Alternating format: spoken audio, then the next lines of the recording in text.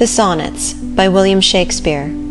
Part 1. Sonnets 1 to 10. 1. From fairest creatures we desire increase, that thereby beauty's rose might never die, but as the riper should by time decease, his tender air might bear his memory. But thou, contracted to thine own bright eyes, feed'st thy light's flame with self-substantial fuel, making a famine where abundance lies, thyself thy foe, to thy sweet self too cruel. Thou that art now the world's fresh ornament, and only herald to the gaudy spring, within thine own bud buryest thy content, and tender churl mak'st waste in niggarding. Pity the world, or else this glutton be, to eat the world's due by the grave and thee. 2. When 40 winters shall besiege thy brow, and dig deep trenches in thy beauty's field, thy youth's proud livery so gazed on now will be a tattered weed of small worth held.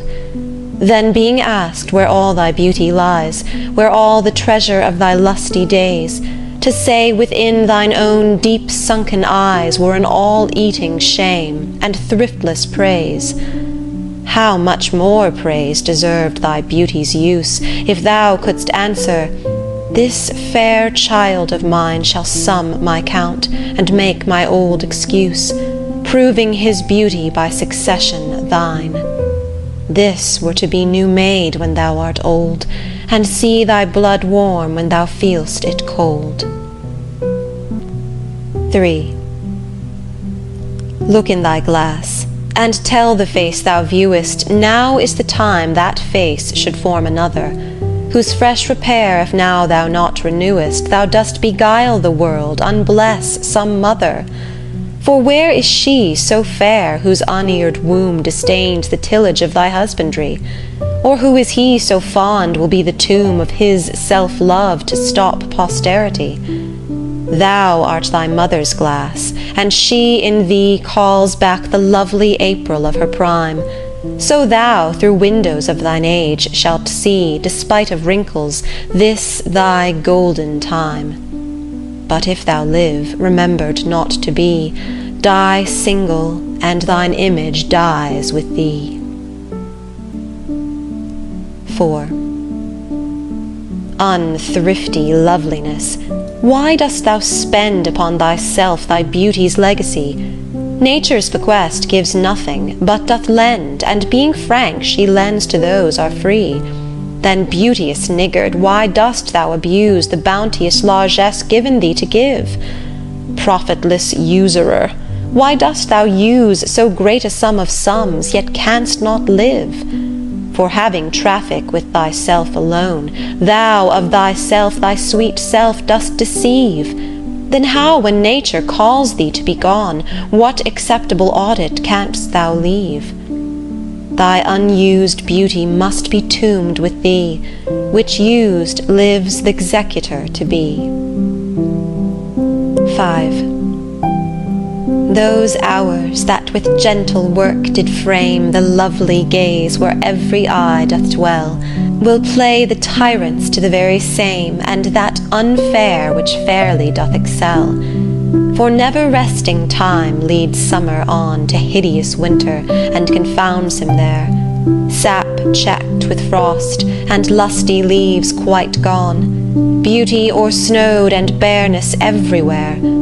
Then were not summer's distillation left, a liquid prisoner pent in walls of glass, beauty's effect with beauty were bereft, nor it, nor no remembrance what it was. But flowers distilled, though they with winter meet, lease but their show, their substance still lives sweet. 6. Then let not winter's ragged hand deface in thee thy summer ere thou be distilled.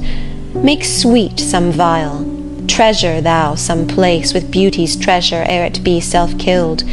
That use is not forbidden usury, which happies those that pay the willing loan. That's for thyself to breed another thee, or 10 times happier, be it 10 for one.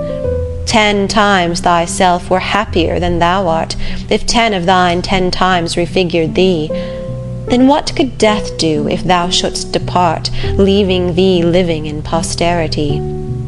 Be not self-willed, for thou art much too fair to be death's conquest and make worms thine heir. 7.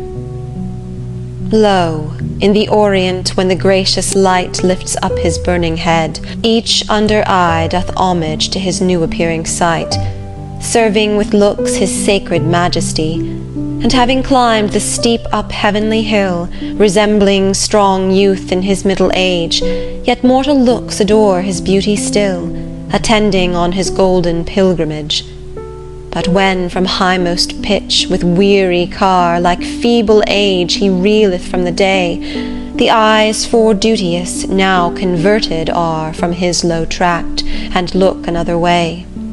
So thou, thyself outgoing in thy noon, unlooked on diest, unless thou get a son.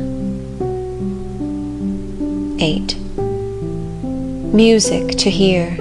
Why hear'st thou music sadly? Sweets with sweets war not, joy delights in joy. Why lov'st thou that which thou receivedst not gladly, or else receivedst with pleasure thine annoy? If the true concord of well-tuned sounds, by unions married, do offend thine ear, they do but sweetly chide thee, who confounds in singleness the parts that thou shouldst bear.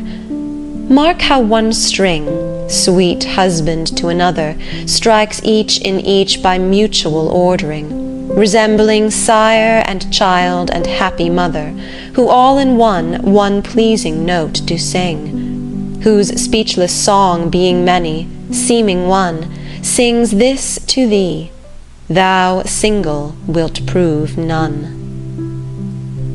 9. Is it for fear to wet a widow's eye that thou consumest thyself in single life? Ah, if thou issueless shalt hap to die, the world will wail thee like a makeless wife. The world will be thy widow, and still weep that thou no form of thee hast left behind. When every private widow well may keep by children's eyes her husband's shape in mind. Look, what an unthrift in the world doth spend shifts but his place, for still the world enjoys it. But beauty's waste hath in the world an end, and kept unused the user so destroys it.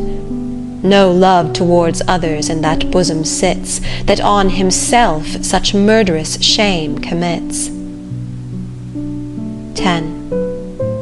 For shame, deny that thou bear'st love to any, who for thyself art so unprovident. Grant, if thou wilt, thou art beloved of many, but that thou none lov'st is most evident.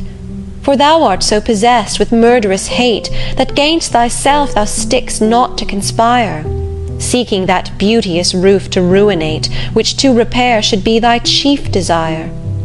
O change thy thought, that I may change my mind. Shall hate be fairer lodged than gentle love?